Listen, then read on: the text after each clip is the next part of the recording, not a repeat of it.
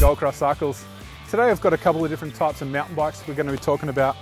We've got a front suspension or hardtail mountain bike, and also your dual suspension or full suspension mountain bike.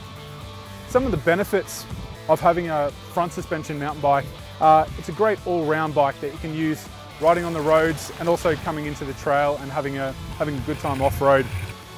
Some of these bikes we've got in our stores starting from around $400 that you can come out and have a great time on a recreational style of mountain bike. On a dual suspension, generally they're a little bit more expensive. They've got a few more moving parts and the rear shock does add a little bit more price to the bike. The bikes we've got on display here today have got some really great benefits that you'll find on most of the front suspension mountain bikes. The front suspension is the key part to any kind of mountain bike. It's really going to take that shock out of things riding on the road and also riding off-road.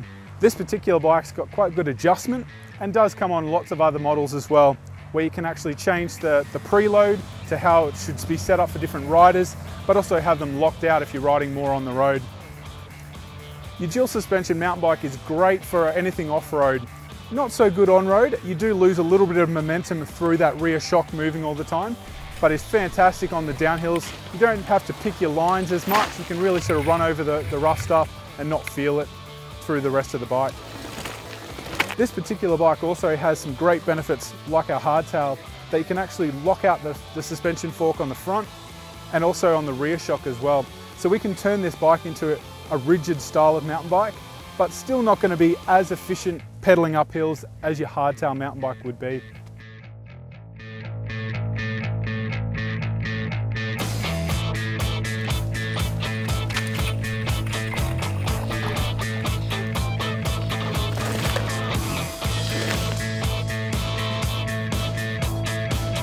So when you're looking for your mountain bike that you want to choose, hopefully this has given you a bit of insight to the right type of bike for the right type of riding.